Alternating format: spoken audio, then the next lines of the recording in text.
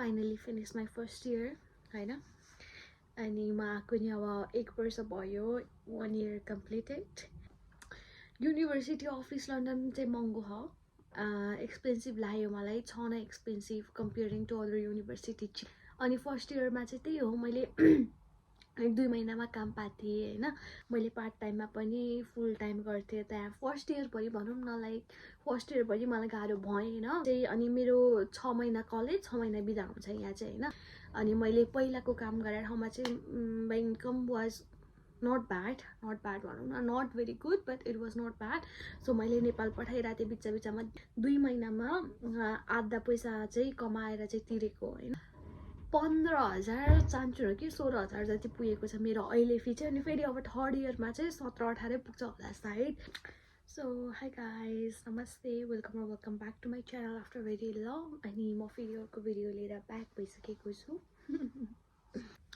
So अहिले चाहिँ म भर्खरै खाना खाएर बसिरहेको अनि अहिले चाहिँ 1 बज्न लागिरहेछ अनि मेरो चाहिँ बेलुका काम छ अनि now I am at second year I finally finished my first year हैन अनि म आएको नि अब 1 वर्ष भयो 1 year completed अनि त्यसकै बारेमा कुरा गर्छु म अब युनिभर्सिटीको फी कस्तो थियो कसरी तिरे कति काम गरेको थिएँ फर्स्ट इयरमा all about this ल अब चाहिँ म कुरा गर्न चाहन्छु फर्स्ट इयरको युनिभर्सिटी अफिस लन्डन चाहिँ महँगो हो एक्सपेन्सिभ लाग्यो मलाई छ न expensive comparing to other university cheaper universities नि छ अस्ति भर्खर सेप्टेम्बर इन्टेक सक्यो धेरैजना आउनुभयो होला सेप्टेम्बर इन्टेकमा नि अनि त्यसपछि अनि अब चाहिँ कुन जनवरी इन्टेक हुन्छ होला तर जनवरीमा आई डोन्ट थिङ्क त्यस्तो धेरै अरू आउनुहुन्छ UK because it's dry season भन्छ है तर I'm not sure about that अनि त्यही हो फर्स्ट इयरमा चाहिँ मैले धेरै कुरा सिकेँ आई लर्न अ लट अनि धेरै कुरा जाने सिकेँ भोगेँ I came through a lot first इयरमा चाहिँ अनि फर्स्ट इयर चाहिँ रमाइलो भन्दा नि एकदमै चाँडो एकदमै फास्ट गयो केही रमाइलो केही थिएन इट वाज जस्ट होम युनि अनि होम युनि काम यसरी नै सर्कुलेट भइरह्यो दिनका दिन अनि त्यसपछि पहिला चाहिँ मैले as you guys no I use to work as a barista अनि अन्टिल देन चाहिँ मैले कहिले पनि रियलाइज गरेको थिइनँ कि I like to work as a barista अनि मलाई धेरै कुरा सिक्नु छ त्यसमै भनेर चाहिँ अनि फर्स्ट इयरमा चाहिँ त्यही हो मैले 1-2 महिनामा काम पाथेँ हैन अनि त्यसपछि 1-2 महिनामा काम पाथेँ मैले त्यहाँ काम गर्न सुरु गरेँ अनि एभ्रिथिङ वाज गोइङ गुड अनि त्यहाँ मैले म्यानेजरको कारणले काम छोडेँ मैले त्यहाँ राम्रो आवर्स गरिरहेको थिएँ मैले पार्ट टाइममा पनि फुल टाइम गर्थेँ त्यहाँ फर्स्ट इयर भरि भनौँ न लाइक फर्स्ट इयर भरि मलाई गाह्रो भएन काम जान्थेँ आउँथेँ कलेज जान्थेँ तर म त्यस्तो घुम्ने हिँड्ने चाहिँ गरेको थिइनँ फर्स्ट इयरमा चाहिँ अनि यसरी नै एकदमै चाँडो बित्यो जस्तो लाग्यो मलाई चाहिँ हैन 1 इयर बितिसक्यो अनि त्यसपछि मैले फर्स्ट इयरमा फी तिरेर आएको थियो फुल त्यही भएर सजिलो भयो अनि त्यसपछि कलेजमा असाइनमेन्टहरू नि मैले आफै गरेँ सबै अनि 1-2टा चाहिँ मैले दिएको थिएँ गर्नलाई लास्टमा अदरवाइज मैले सबै आफै नै गरेको थिएँ असाइनमेन्टहरू पनि राम्रो मार्क्स आयो राम्ररी नै पास भएँ म एकदमै राम्रो मार्क्स आएको थियो 80-90 आएछ मार्क्स 80-90 95 93 नै आएछ मार्क्स चाहिँ द्याट्स भेरी गुड हैन अनि त्यसपछि अनि फर्स्ट इयर सक्यो अनि अब चाहिँ अनि मेरो 6 महिना कलेज 6 महिना बिदा हुन्छ यहाँ चाहिँ हैन तर त्यस्तो 6 महिना भने क्रिसमसमा 1 मन्थ हुन्छ न्यू इयरमा हुन्छ लाइक अनि त्यसपछि चाहिँ अनि अब तिमी कुन इन्टेकमा छौ म चाहिँ सेप्टेम्बरमा आएको थिएँ तर म चाहिँ ढिलो भएर मेरो भिसा प्रोसेसिङ चाहिँ म त अक्टोबरमा आइपुगेको थिएँ हैन अनि अक्टोबर नोभेम्बर डिसेम्बर अनि डिसेम्बरमा फेरि 1 महिना जति 20 दिन जति बिदा भएको थियो होला अनि जनवरी फेब्रुअरी मार्च अप्रिल जनवरी फेब्रुअरी मार्च अप्रिलसम्म कलेज लाग्यो होला अनि अप्रिल मे जुन जुलाई अगस्त सेप्टेम्बर अनि त्यसपछि 4-5 महिना जति बिदा भयो अनि अस्ति बिदामा चाहिँ मैले त्यहाँ काम गरिरहेको थिएँ तर 1-2 महिना आएर चाहिँ मैले अहिले जहाँ गरिरहेको छु त्यो ठाउँमा काम गरेँ अनि त्यसपछि फी चाहिँ हामीले इन्स्टलमेन्टमा तिर्यौँ एकैचोटि तिर्न सकिँदैन किनकि मैले नेपाल पनि पैसा पठाइरहेको थिएँ पहिला फर्स्ट इयरमा अनि मैले पहिलाको काम गरेर ठाउँमा चाहिँ my income was not bad भनौँ न, not very good but it was not bad. So मैले नेपाल पठाइरहेको थिएँ, बिच्चा बिच्चामा पठाएँ, राम्रै पठाएँ अमाउन्ट. अनि त्यसपछि पठाएर पनि नेपाल पठाएर पनि अनि त्यसपछि चाहिँ हामीसँग चाहिँ मैले नेपाल पठाइरहेको थिएँ अनि हामीसँग चाहिँ सेभिङ थिएन. अनि त्यसपछि चाहिँ मैले चाहिँ कलेज फी तिर्नुभन्दा 2 महिना अगाडि मात्रै 2 महिनामा आधा पैसा चाहिँ कमाएर चाहिँ तिरेको होइन. अनि त्यसपछि अनि युकेमा काम पाउन चाहिँ धेरै गाह्रो छ भन्छ, तर छ पनि होला, तर if you have experience nobody can त्यो छेक्न सक्दैन भने जस्तो क्या होइन. तिमीसँग एक्सपिरियन्स छ भने काम एकदमै राम्रो पाइन्छ, फलाफाल छ, तर एक्सपिरियन्स छैन अनि भने चाहिँ अलिकति काम पाउन गाह्रो हुन्छ. तर इफ यु आर लक्की होइन, यो लक्कीमा नै हुन्छ जस्तो लाग्छ मलाई. If you are lucky, if you have a good lock, then तिमीले चाँडै काम पाउँछौ विदाउट एक्सपिरियन्स अनि एकदमै बेटर ठाउँमा पनि. अनि त्यसपछि अनि 2 महिना अगाडि मात्र हाम्रो चाहिँ युनिभर्सिटी अफिस लन्डन चाहिँ एक्सपेन्सिभ हो, तर मलाई चाहिँ एकदमै मन पर्यो किनकि हाम्रो युनिभर्सिटीमा चाहिँ फी चाहिँ एकदमै राम्रो तिर्ने इजी वे छ भनौँ न. किनकि अरू युनिभर्सिटीमा चाहिँ सेकेन्ड इयरमा चाहिँ, तर हाम्रो युनिभर्सिटी फी बढेको नि छ किनकि मैले फर्स्ट इयरमा चाहिँ 14,000 समथिङ थियो होइन, 14,000 समथिङ थियो, तर चाहिँ तिर्न चाहिँ 2,500 डिस्काउन्ट भएर 11,000 समथिङ मात्रै तिरेको थिएँ. तर अहिले चाहिँ मेरो फी चाहिँ पुगेको छ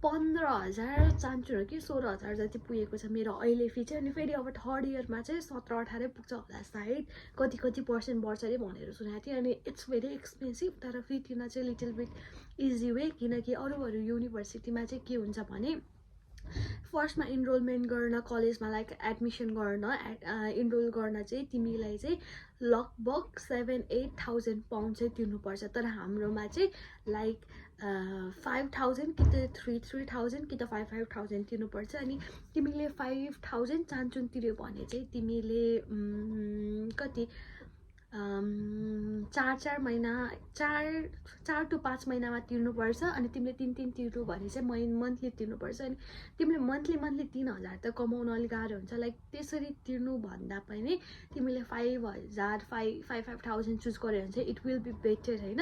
अनि तिमीले इजी पनि हुन्छ, तर तिमीले काम चाहिँ राम्ररी गरेको हुनुपर्छ.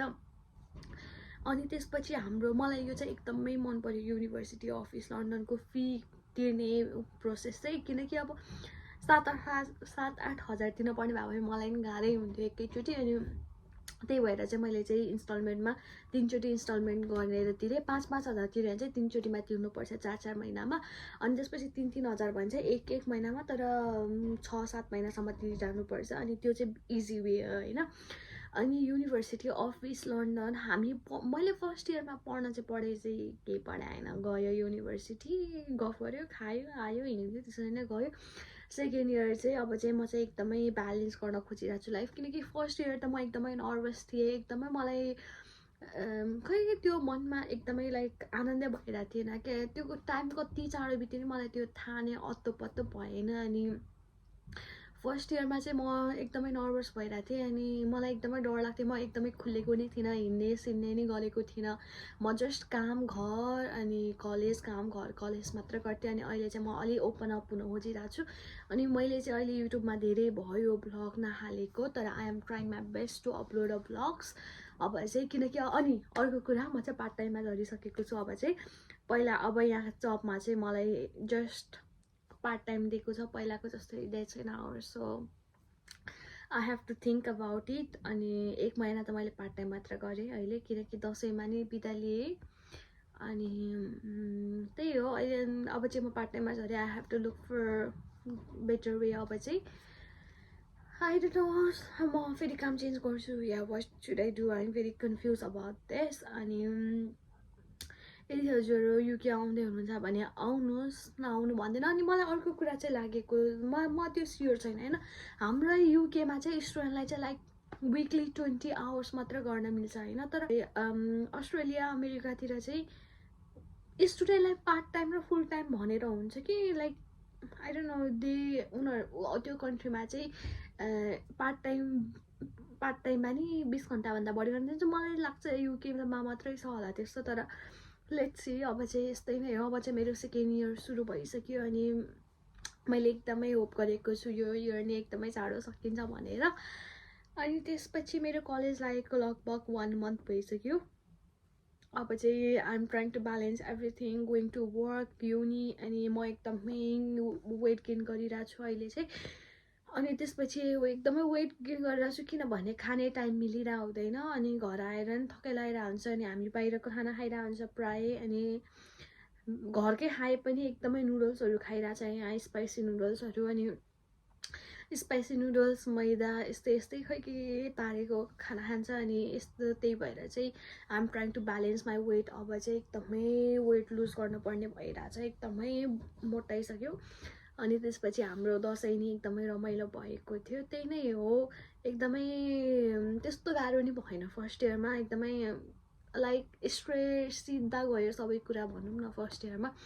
अब सेकेन्ड इयर र थर्ड इयर चाहिँ सघाउन पाए चाहिँ म एकदमै खुसी हुन्थेँ। अनि यदि हजुरहरू युनिभर्सिटी अफ इस्ट लन्डन आउनु हुँदैछ भने चाहिँ आउनुहोस्, तर यदि हजुरले सस्तो युनिभर्सिटी पाउनुहुन्छ भने चाहिँ चुज द सस्तो युनिभर्सिटी होइन, तर महँगै नैमा आउँदै हुनुहुन्छ भने चाहिँ इस्ट लन्डन आउँदा केही पनि हुँदैन।